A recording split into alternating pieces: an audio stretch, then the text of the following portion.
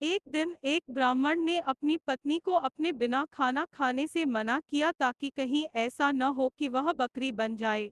इसके जवाब में उसकी पत्नी ने भी उससे यही कहा कि वह भी उसके बिना खाना नहीं खाएगा ताकि वह कहीं चीता न बन जाए।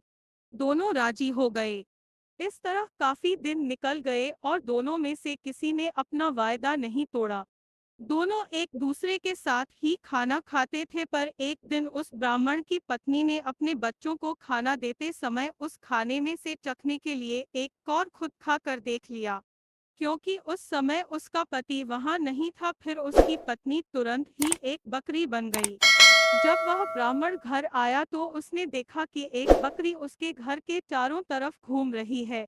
यह देखकर वह बहुत दुखी हुआ, क्योंकि वह तुरंत ही जान गया था कि वह बकरी कोई और नहीं बल्कि उसकी अपनी प्यारी पत्नी थी। उसने उसको अपने घर के आंगन में बांध दिया और उसकी बड़ी सावधानी से सेवा करने लगा। कुछ साल बाद उसने दूसरी शादी कर ली, पर उसकी दूसरी पत्नी उसकी पहली पत्नी के बच्चों के साथ बिल्कुल भी अच्छा व्यवहार नहीं करती थी। वह तो उनको खाना भी बहुत कम देती थी। वे बच्चे बेचारे बहुत परेशान रहते थे। उनकी बकरी माँ उनकी शिकायतों को सुनती रहती, पर वह बेचारी भी कुछ नहीं कर सकती थी। उन बच्चों की माँ ने यह भी देखा कि उसके बच्चे दिन दिन बहुत दुबले होते जा रहे हैं।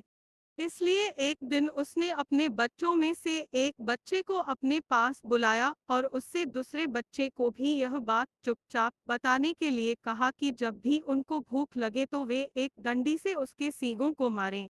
ऐसा करने से उसके सींगों में से कुछ खाना निकल आएगा जिसे वे खा सकते थे। बच्चों ने ऐसा ही किया। अब जब भी उनको भूख लगती तो वे अपनी बकरी माँ के सींगों में डंडी मारते, इससे उनमें से कुछ खाना निकल आता और वे उसको खाकर अपना पेट भर लेते। इससे धीरे धीरे उनकी तंदुरुस्ती अच्छी होने लगी। पर यह तो उस सौतेली माँ की उम्मीदों के खिलाफ हो रहा था। उसके सौतेले बच्चे तो बजाय दुबले होने के और ज्यादा तंदुरुस्त होते जा रहे थे, जबकि वह खुद उनको बहुत कम खाना देती थी। वह उनको इतना तंदुरुस्त देखकर बहुत ही ताज्जुब में पड़ गई कि यह सब कैसे हो रहा था।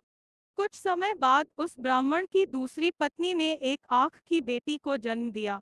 वह अपनी उस कानी बेटी को बहुत प्यार करती थी और उसकी किसी भी जरूरत को तुरंत ही पूरा करने को तैयार रहती थी।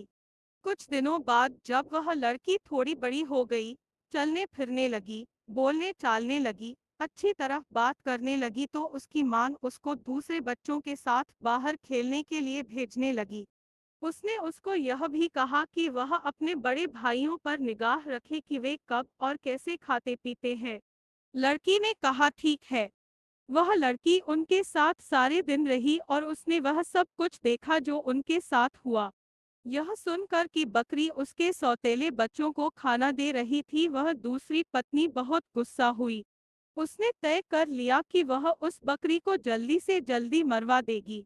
एक दिन उसने बहाना किया कि वह बहुत बीमार है और अपने इलाज के लिए एक हकीम को बुलवाया।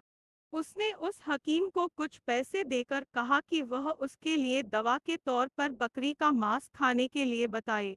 उस हकीम ने ऐसा ही किया। हकीम ने ब्राह्मण को कहा कि आपकी पत्नी तभी ठीक हो सकती है जब इनको बकरी का मांस खाने को दिया जाए। ब्राह्मण अपनी बीमार पत्नी को लेकर बहुत चिंतित था, लेकिन वह बकरी को बिल्कुल मारना नहीं चाहता था। फिर भी वह अपनी दूसरी पत्नी को ठीक करने के लिए उस बकरी को मारने के लिए तैयार हो गया। पर यह बात सुनकर उसकी पहली पत्नी के छोटे छोटे बच्चे बहुत रोए। वे बहुत दुखी होकर अपनी बकरी माँ के पास गए और उसको जाकर सब बताया। उनकी माँ ने कहा, मेरे प्यारे बच्चों, रो नहीं। जो जिंदगी मैं जी रही हूँ, ऐसी जिंदगी से तो मर जाना ही अच्छा है। तुम बिल्कुल रो मत। मुझे तुम्हारे खाने को लेकर कोई दुख नहीं है, क्योंकि अगर तुम मेरा कहा मानोगे तो खाना तो तुमको इसके बाद भी मिलता रहेगा। मेरे मरने के बाद तुम लोग मेरी हड्डियां इकट्ठी कर लेना और उनको किसी ऐसी जगह दबा देना जहां उनको कोई ढूंढ न सके। फिर जब भी तुमको भूख लगे तो तुम वहां आ जाना, तुमको वहां खाना मिल जाएगा। उस बकरी ने अपने बच्चों को यह सब बात पूरी समझा कर कहा, अब तुम यहाँ से जाओ। जैसे ही वह बच्चे वहाँ से गए, उसी समय एक कसाई अपना बड़ा सा चाकू लेकर वहाँ आ पहुँचा और उसने उस बकरी को मार दिया। उस बकरी के शरीर को टुकड़ों में काट कर पका दिया गया। ब्राह्मण की पत्नी ने उस बकरी के मांस को खा लिया और बकरी की हड्डियां उन बच्चों को खाने के लिए दे दी। उन बच्चों ने उन हड्डियों का वही किया जो उनकी बकरी माँ ने उनसे करने के लिए कहा था। उन्होंने उसकी हड्डियां एक ऐसी जगह दबा दी जहां उन्हें कोई ढूंढ नहीं सकता था। जब उनको खाने की जरूरत होती तो वे वहां जाते और उन हड्डियों से खाना मांग लेते और उनको खाना मिल जाता। अब उनको फिर से खाना रोज और खूब मिल रहा था। अब वे भूखे भी नहीं रहते थे। उनकी तंदुरुस्ती फिर से ठीक होती जा रही थी।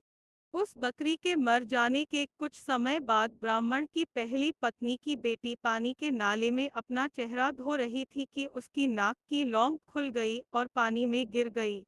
एक मछली पानी के साथ साथ उसको निगल गई। कुछ दिन बाद वह मछली एक मछियारे ने पकड़ ली और राजा के रसोइये को बेच दी। रसोइये ने जब उस मछली को पकाने के लिए काटा तो वह यह देखकर बड़ा आश्चर्य हुआ कि मछली के पेट के अंदर तो नाक की लौंग निकली है। वह उसको लेकर राजा के पास गया तो राजा को भी उसमें रुचि हो गई। राजा ने अपने राज्य की पूरी नगरी में यह बात कहलवा दी कि जिस किसी की भी नाक की लौंग खो गई है वह उसको राजा से आकर ले जाए। कुछ ही दिनों में उस लड़की का भाई राजा के पास आया और बोला कि वह नाक की लौंग उसकी बहन की थी। उसकी यह नाक की लौंग उसका चेहरा धोते समय नाले में गिर गई थी। राजा ने उस लड़की को वहां बुलाने को कहा। वह लड़की जब राजा के सामने आई तो वह उसकी सुंदरता और अच्छा व्यवहार देखकर इतना प्रभावित हुआ कि उसने उस लड़की से शादी कर ली और उसके परिवार की भी खूब सहायता की। दोस्तों, आपको कहानी कैसी लगी कमेंट करके जरूर बताएं और आपसे निवेदन है कि वीडियो को लाइक जरूर कर दिया करें। आपको हमारी कहानी पसंद आती हो तो चैनल को सब्सक्राइब करके घंटी के बटन को जरूर दबा दें। जय हिंद, जय भारत।